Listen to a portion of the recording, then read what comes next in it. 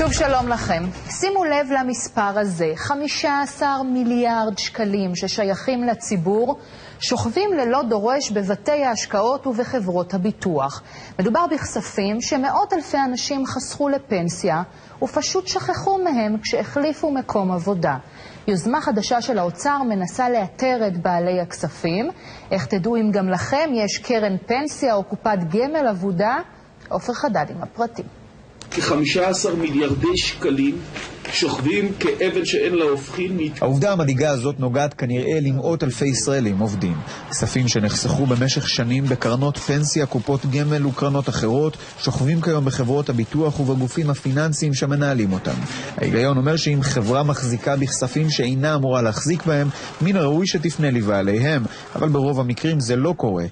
הסיבה היא שפשוט אין להן כל אינטרס לעשות את זה.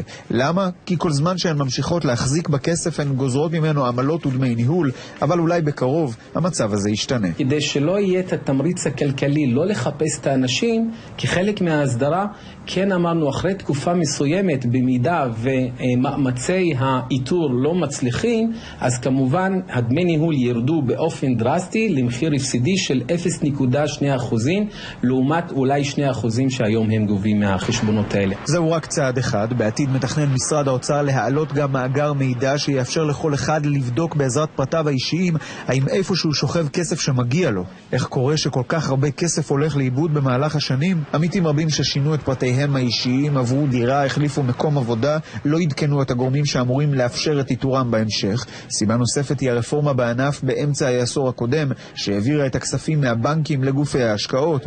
בחלק גדול מהמקרים מדובר בכספים שהזכאים להם אינם בחיים. איך תוכלו לדעת אם אתם זכאים לחלק קטן מאותם 15 מיליארדי שקלים? אפשרות אחת היקרה ביותר כיום היא לפנות לאחת החברות שמציעות לאתר בעבורכם את הכסף. אבל שימו לב לגובה שכר הטרחה הכמעט שערורייתי שיגבו מכם. במידה ונאתר כספים אנחנו גובים 15% בתוספת מע"מ, בערך 16.5-17% מהסכום.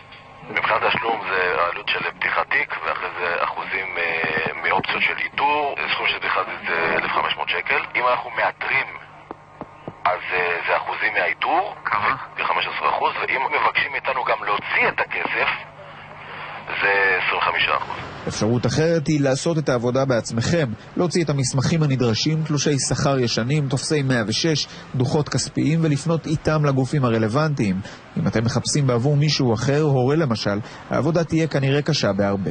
דוקטור איציק ספורטה, אז הגופים האלה לא ממש מתאמצים. מה אכפת להם שהכסף ישכב שם? כן, באמת לא אכפת להם. תחשבי, גם לא נכנסים שם כספים, וגם הם לוקחים, בטח הם לוקחים את דמי הניהול הגבוהים ביותר, כי אין מי שיתווכח איתם בנושא הזה. אני חושב שצריך להיות קצת יותר אגרסיבי מהבחינה הזאת, לתת להם שנתיים לזהות את האנשים שהשקיעו שם. גם דרך אתר אינטרנט. אני זוכר שבנק ישראל עשה את זה בנוגע לכל מיני מלוות חובה מרצון, מה שקראנו בחיוך, והיה אתר אינטרנט, ואפשר היה להקיש מספר ולדעת אם מגיע לו, ואז אם הבן אדם כבר מת, אז צווי ירושה וכו'. אני חושב שצריך לעשות את זה בצורה מאוד ברורה, ואם תוך שנתיים הם לא מצליחים לעשות את זה, פשוט להעביר את הכסף בבנק ישראל, שבנק ישראל יעשה את זה. אתה יודע, אבל זה עוד חלק מכל השינוי המשמעותי שעובר שוק הפנסיה, שלא בהכרח לטובתנו. הוא לא לטובתנו בכמה אופנים. אחד שהוא קצת פחות גלוי, והשני כבר כולם יודעים. הפחות גלוי הוא הנושא הזה שבעצם היום אנחנו מקבלים בפנסיה רק הכספים שהכנסנו. בעבר היינו מקבלים כאחוז מסוים מהמשכורת. בשלוש שנים האחרונות, 3 חודשים האחרונים, היו כל מיני חישובים, ואז בעצם ידענו פחות או יותר מה תהיה הפנסיה שלנו. מה שקרה עכשיו שאנחנו מקבלים מה שתרמנו, ולכן מאוד חשוב מה קורה לכסף הזה. הדבר השני שנעשה זה שהוא עבר לחברות ביטוח, שגם לוקחות, או קרנות, שגם לוקחות דמי ניהול יחסית גבוהים, וגם פה צריך לשנות. לפי דעתי הם צריכים דמי ניהול מאוד נמוכים, ולקחת אחרי זה רק דמי ניהול מהרווחים, ולא מכל הקופה, כי כל הקופה יכול להגיע ל-30-35% מהפנסיה.